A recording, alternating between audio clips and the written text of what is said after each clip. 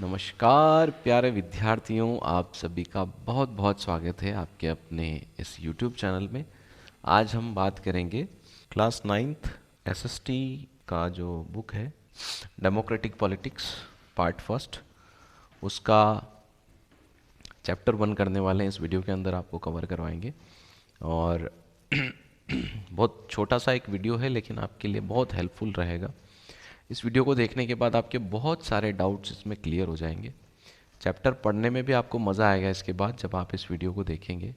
तो वीडियो को बिना स्किप करे ही देखिएगा, तभी आपको इस वीडियो को देखने का बेनिफिट मिलेगा। अदरवाइज जब आपको टाइम मिले तब वीडियो देखिए, ठीक है। तो हमारा जो चैप्टर है उसका नाम है chapter number first, what is democracy and Y democracy. Democracy क्या होती है और डेमोक्रेसी की ज़रूरत क्यों होती है, दोनों चीज़ों पर हम बात करेंगे, ठीक है। ये देखिए, ठीक है। तो यहाँ पर हम बात करेंगे what is democracy and Y democracy, ठीक है। वैसे तो आपने चैप्टर ये पढ़ा होगा लेकिन एक बार इस वीडियो को आप देखेंगे तो आपका सारे डाउट्स इसमें क्लियर हो जाएंगे, ठीक है। अगर मैं डेमोक्रेसी को आपको सिंपल भाषा में समझाना चाहूँ कि डेमोक्रेसी क्या होती है, तो जैसे किसी देश के अंदर, हर देश के अंदर एक राजा होता है, ठीक है। उस राजा को आजकल राजा ना कहते हुए हम कभी प्राइम मिनिस्टर कहते हैं, कभी किसी देश में उसको प्रेसिडेंट कहते हैं, किसी छोटी जगह पर किसी स्टेट में उसको चीफ मिनिस्टर कहते हैं, किसी गांव के अंदर उसको सरपंच कहते हैं। तो बेसिकली ये लोग कौन है? ये एक तरीके के राजा ही हैं, ठीक है। एक सरपंच एक गांव का राजा होता है, सीएम एक राज्य का राजा होता है, ठीक है। इसी तरीके से पीएम एक देश का राजा होता है, या कई देशों में राष्ट्रपति उस देश का राजा होता है, ठीक है। जो राज्य करता है, जो शासन करता है उस देश के ऊपर, उस राज्य के ऊपर या उस गांव में, उसको हम उसका किंग ही कहेंगे, ठीक है। तो पहले क्या होता था, ये जो राजा होते थे ये फिक्स्ड होते थे, किसी एक परिवार के लोग ही राजा बनते थे। और अगर कोई राजा उस परिवार के अंदर से मर गया तो उसका बेटा या उसका जो भी उसने उत्तराधिकारी घोषित कर रखा होगा खुद से, वो राजा बन जाता था, ठीक है। ऐसा होता था पहले।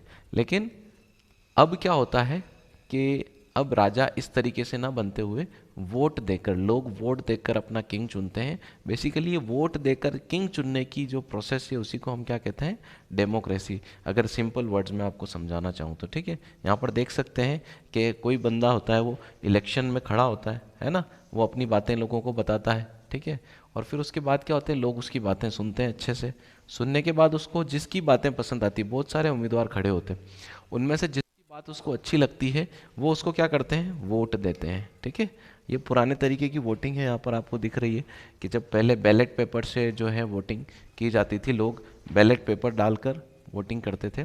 आजकल तो जो ईवीएम्स हैं, इलेक्ट्रॉनिक वोटिंग मशीन है, उनके थ्रू वोटिंग होती है।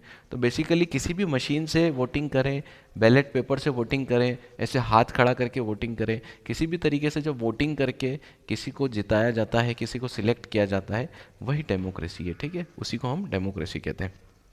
तो आई होप ये आपको सिंपल सी जो लैंग्वेज में मैंने आपको समझाया समझ में आया होगा। इसके बाद देखिए व्हाट इज़ डेमोक्रेसी, यानी कि डेमोक्रेसी को समझने की कोशिश करते हैं कि डेमोक्रेसी बेसिकली होती क्या है, ठीक है। वैसे तो मैंने आपको एक रफ आइडिया दे दिया है कि डेमोक्रेसी क्या होती है, लेकिन फिर भी हम इसको डेफिनेशन वाइज समझने की कोशिश करते हैं। ये जो डेमोक्रेसी होती है ये एक प्रकार का फॉर्म ऑफ गवर्नमेंट होती है। फॉर्म ऑफ गवर्नमेंट यानी कि सरकार का ही एक रूप होती है, ठीक है। सरकार कई तरीकों से बन सकती है, ये डेमोक्रेटिक तरीके से जो सरकार बनती है वो डेमोक्रेसी होती है, ठीक है। Where people have the power to choose their rulers. इस सिस्टम में क्या होता है, डेमोक्रेसी के अंदर क्या होता है, लोगों के पास अधिकार होता है अपना रूलर चुने, कि मेरे ऊपर कौन रूल करेगा, ठीक है। उसको मैं खुद सिलेक्ट करता हूँ, उसी को कहते हैं डेमोक्रेसी, ठीक है। यहाँ पर देखिए through fair and free election, ये भी ज़रूरी है कि हम डेमोक्रेटिक कंट्री में रहते हैं, इंडिया एक डेमोक्रेटिक कंट्री है। तो यहाँ पर जैसे कोई भी इलेक्शन होता है तो इलेक्शन ऐसा नहीं कि वो फेयर नहीं होना चाहिए, वो फेयर होना चाहिए, ठीक है। वो बिल्कुल फेयर इलेक्शन होना चाहिए। उसके बाद वो फ्री इलेक्शन होना चाहिए। जैसे अगर कोई उम्मीदवार खड़ा होना चाहता है किसी भी सेक्शन से, किसी भी कास्ट के किसी भी सेक्शन से खड़ा होना चाहता है, तो उसको फ्री एक अधिकार मिलना चाहिए कि वो खड़ा हो सकता है। उसके बाद सारे लोगों को फ्रीली वोट करने का अधिकार होना चाहिए, ठीक है। ऐसा नहीं कि कुछ लोगों को आप वोटिंग करने का अधिकार ही नहीं दे रहे हैं, कुछ लोगों को दे रहे हैं, तो ऐसा नहीं होता है। डेमोक्रेसी में क्या होता है कि पूरे के पूरे जितने भी लोग इस देश में रहते हैं उन सबको अधिकार होता है वोटिंग करने का, ठीक है। उसके बाद based on the principle of political equality, democracy किस पे बेस्ड है, तो ये एक इक्वालिटी के प्रिंसिपल पे, पॉलिटिकल इक्वालिटी के प्रिंसिपल पे ये बेस्ड है, where every citizen has an equal say in the decision that affect their lifes. यहाँ पर जितने भी लोग रहते हैं उस देश के अंदर, जिसके अंदर इलेक्शन हो रहा है, तो उस देश के जितने भी रहने वाले लोग हैं उसको सबको अब उस डिसीजन मेकिंग में, उस प्रोसेस में हिस्सा लेने का बराबर अधिकार होता है, ठीक है। जो भी डिसीजन लिया जा रहा है, क्योंकि अल्टीमेटली जो भी डिसीजन होगा वो उनकी लाइफ को इफेक्ट करेगा, ठीक है। वो क्या करेगा, उनकी लाइफ को इफेक्ट करेगा। तो ऐसे डिसीजन में उन लोगों की भी भागीदारी होती है। ऐसे डायरेक्ट भागीदारी ना होते हुए, जैसे इलेक्शन में आपने वोटिंग करी है, एक अपना नेता चुन लिया, वो कोई भी आपका डिसीजन लेगा, तो एक तरीके से आपकी भागीदारी इनडायरेक्टली उसमें हो गई, ठीक है। उसके बाद देखिए, the government is accountable to the people. ये बहुत इंपॉर्टेंट बात है कि जो गवर्नमेंट होती है डेमोक्रेसी के अंदर, वो क्या होती है, अकाउंटेबल टू पीपल, यानी कि वो लोगों के प्रति जवाबदेह होती है। लोगों ने किसी को बनाया है किंग, किसी को बनाया है प्रधानमंत्री, किसी को बनाया है राष्ट्रपति यानी प्रेसिडेंट, तो उनकी जिम्मेदारी बनती है कि वो जवाबदेह होते हैं लोगों के प्रति। अगर किसी ने उनको जिताया है तो वो जो भी काम कर रहे हैं, जितना भी पैसा लगा रहे हैं, जो भी खर्चा कर रहे हैं, उन सब का जवाब उनको जनता को देना पड़ता है। अल्टीमेटली लास्ट में 5 साल का टेन्योर होता है। टेन्योर के बाद अगर किसी जनता को वो अच्छे लगे, उनके काम बढ़िया लगे, उनकी अकाउंटेबिलिटी अच्छी लगी, तो उनको वापस से जिताते हैं। अदरवाइज जो है गवर्नमेंट, जनता चेंज कर देती है, ठीक है। Operates according to the rule of law. और लास्ट में क्या होता है, ये जितनी भी गवर्नमेंट होती है जो सरकार जनता बनाती है, वो ऐसा नहीं कि अपनी मन मर्जी से कुछ भी सरकार चला रही है, उनको जो रूल्स बने हुए हैं, रेगुलेशंस बने हुए हैं, उसके अकॉर्डिंग ही जो है सत्ता चलानी पड़ती है, ठीक है। तो ये आपको समझ में आया होगा, आई होप कि डेमोक्रेसी क्या होती है। नेक्स्ट देखते हैं। देखिए, अगर मैं आपसे पूछूं कि डेमोक्रेसी की ज़रूरत क्यों, वाई डेमोक्रेसी, तो डेमोक्रेसी की ज़रूरत अगर हम इसके बेस में जाए, इसके पीछे जाए, तो डेमोक्रेटिक कंट्रियां जब नहीं होती थी, डेमोक्रेसी नहीं होती थी, तो उससे पहले क्या होता था, उससे पहले किंग सिस्टम चल रहा था। राजा बनते थे, उनके बेटे राजा बनते थे, कोई किसी को वोट देने की ज़रूरत नहीं, किसी को कुछ कहने की ज़रूरत नहीं, उनकी इच्छा से सारे काम चलते थे, राजाओं की इच्छा से।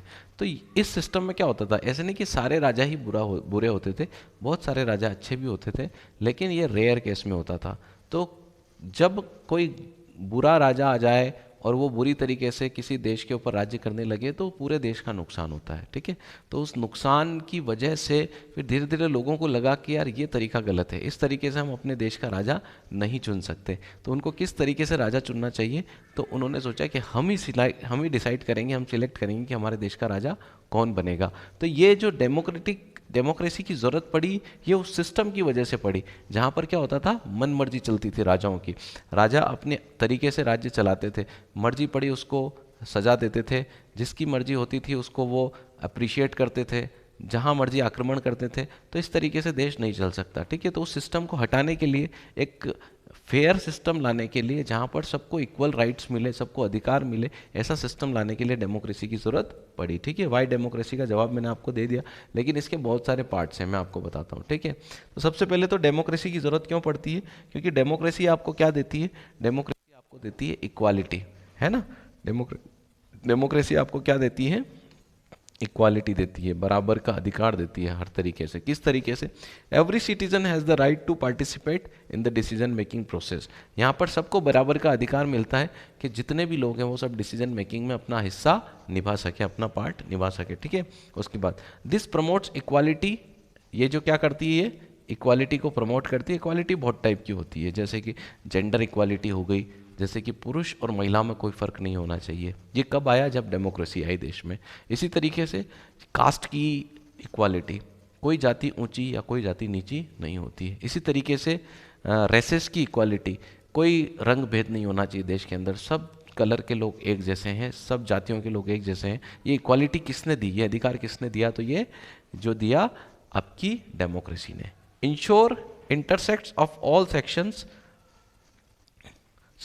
ensures interest of all sections of the society are represented। ये डेमोक्रेसी ये इंश्योर करती है कि एक देश में जितने भी समाज रह रहे हैं, जितने भी लोग रह रहे हैं, जितने तरह के लोग रह रहे हैं, उन सब के इंटरेस्ट यानी कि उन सब के फायदे की बात हो जाए, ऐसी सरकार बने, यही डेमोक्रेसी हमें ला कर देती है। ठीक है, ये इंश्योर करती है कि सबके फायदे की बात होनी चाहिए। ऐसा नहीं कि सिर्फ समाज के एक तबके की बात करे जा रहे हैं और समाज में जो पहले से पिछड़े हुए लोग हैं उनकी कोई बात नहीं कर रहा है। ठीक है, इसके बाद डेमोक्रेसी की ज़रूरत क्यों है? क्योंकि डेमोक्रेसी हमें क्या देती है? डेमोक्रेसी प्रमोट करती है फ्रीडम को, आज़ादी को प्रमोट करती है। ठीक है, इससे पहले डेमोक्रेसी जब नहीं होती थी तो कोई किसी प्रकार की आज़ादी नहीं हुआ करती थी। हर बात के लिए आपको किसी न किसी पर डिपेंड होना पड़ता था। तो ये क्या करती है?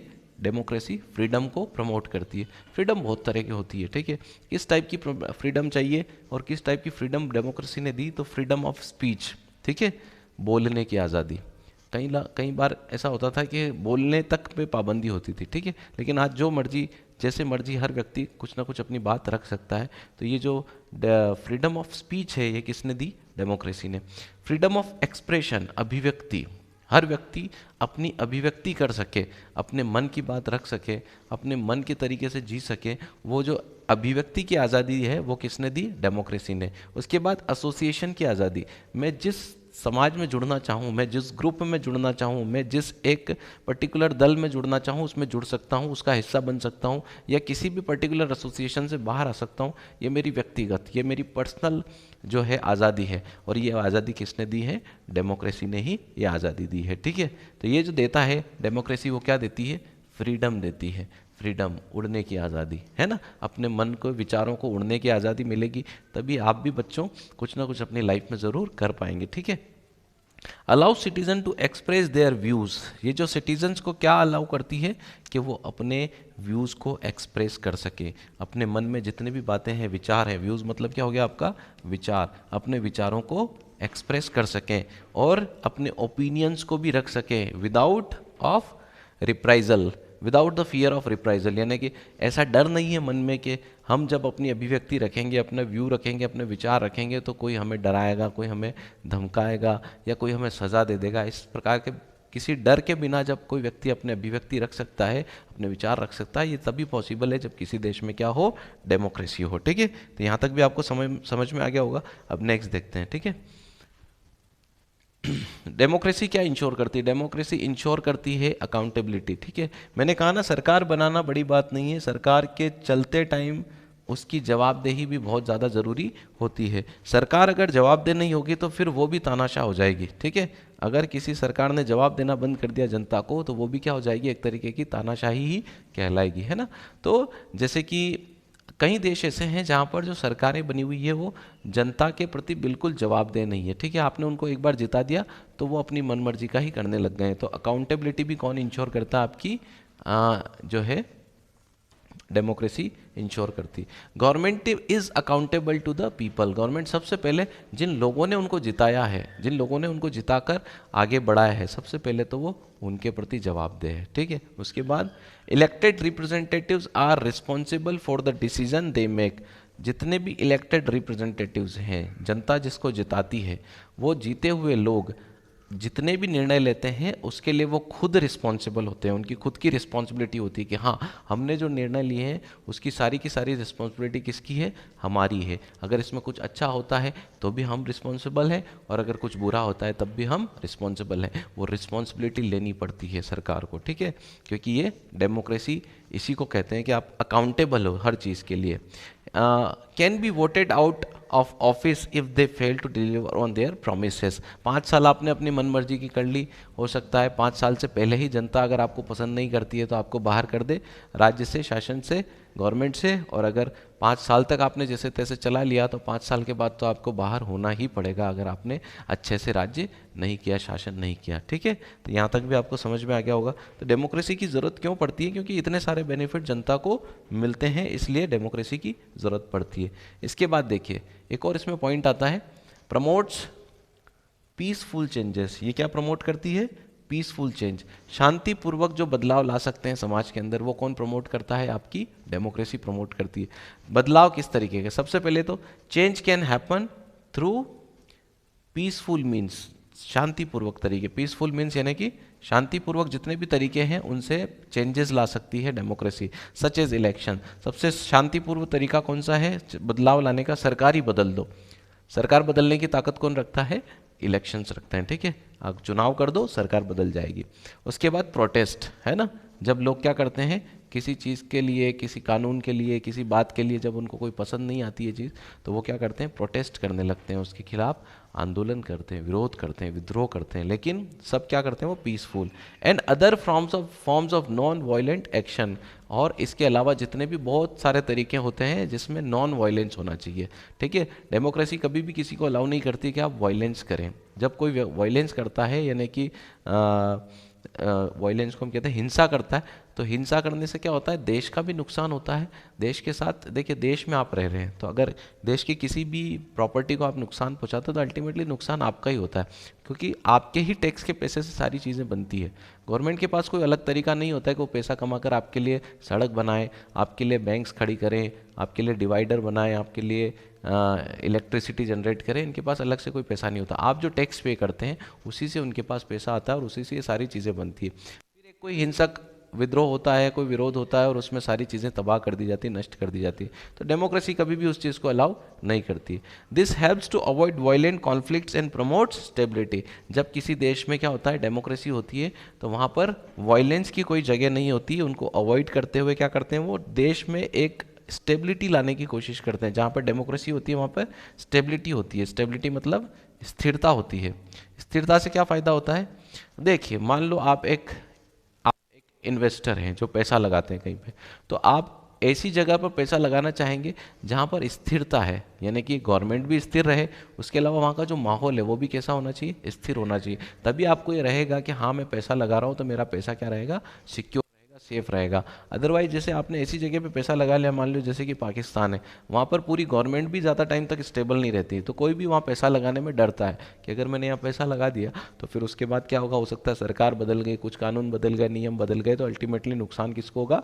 मुझे होगा, मेरा पैसा डूब जाएगा। तो इस तरीके से आपको ये क्या करती है? स्टेबिलिटी देती है, और जितने भी नॉन वायलेंट तरीके से चेंजेस ला सकते हैं वो लाने की कोशिश करते हैं, ठीक है। इसके बाद ये क्या करती है? Promotes economic growth.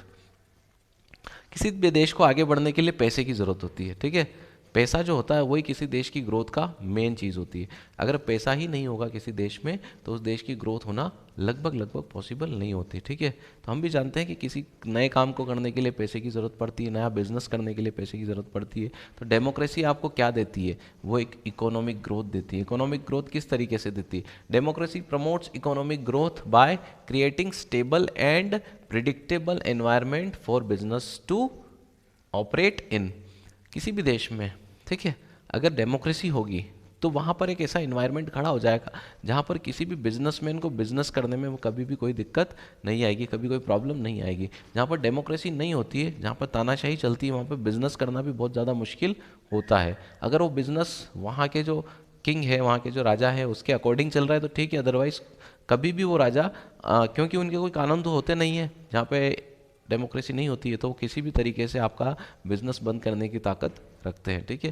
लेकिन जहाँ पे डेमोक्रेसी होती है वहाँ पर ऑल ऑफ सडन कोई भी किसी का बिजनेस बंद नहीं कर सकता। उसके लिए प्रॉपर कानून बनाना पड़ता है, नियम बनाने पड़ते हैं, लॉज लाने पड़ते हैं, उसके बाद ही जो है आपका बिजनेस या तो आगे चेंज किया जा सकता है, बंद किया जा सकता है, ये तभी पॉसिबल है, ठीक है।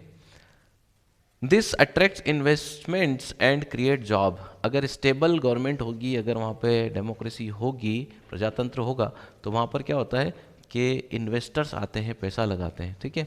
किसी भी अच्छे देश की गवर्नमेंट अच्छी तभी कहलाएगी जब वो किसी बिजनेसमैन, किसी बिजनेस के लोगों को अट्रैक्ट कर सके अपने यहाँ पर जो है पैसा लगाने के लिए। जब किसी को ऐसे अट्रैक्ट करने की एबिलिटी आ जाती है किसी गवर्नमेंट के अंदर, तो समझिए गवर्नमेंट अच्छी चल रही है। Which in turns boost the economy. जब पैसा आएगा, जॉब खड़ी होगी, तो यहाँ पर जो इकोनॉमी होगी, जो उसका इकोनॉमी होगी, वो भी क्या होगी? ग्रोथ होगी। इस तरीके से इकोनॉमी भी आगे बढ़ जाएगी, ठीक है। तो ये आपका ये पॉइंट हो गया। इसके बाद देखते हैं तो अल्टीमेटली हमने क्या चीज़ें डिस्कस करी है। डेमोक्रेसी के कुछ बेनिफिट्स, डेमोक्रेसी की क्यों ज़रूरत है, वाई डेमोक्रेसी, तो हमने जवाब देने की कोशिश करी कि डेमोक्रेसी इसलिए ज़रूरी है क्योंकि एक तो ये क्या करती है? इक्वालिटी को प्रमोट करती है, ठीक है।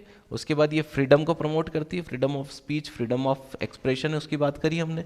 इसके बाद ये अकाउंटेबल होती है लोगों के लिए। उसके बाद वो जितने भी डिसीजन लेते हैं सब में वो अकाउंटेबल होती है कि आपको जवाब देना पड़ेगा सबको, ठीक है।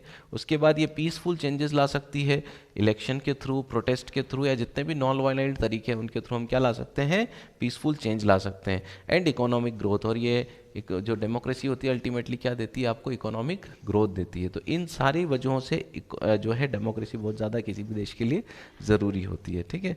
तो यहाँ तक आपको समझ में आया होगा। यही वीडियो थी जिसमें मैंने आपको बताने की कोशिश करी कि Y democracy and what is democracy, यही आपका चैप्टर नंबर फर्स्ट है। आसान तरीके से मैंने आपको बताने की कोशिश करी, तो आपको समझ में ज़रूर आया होगा। और अगर आपको समझ में आया है तो ये काम भी कर सकते हैं, ये वाला काम भी कर सकते हैं, और ये वाला कर ही सकते हैं, ठीक है। तो मिलते हैं फिर अगली ऐसी ही नॉलेजेबल वीडियो में।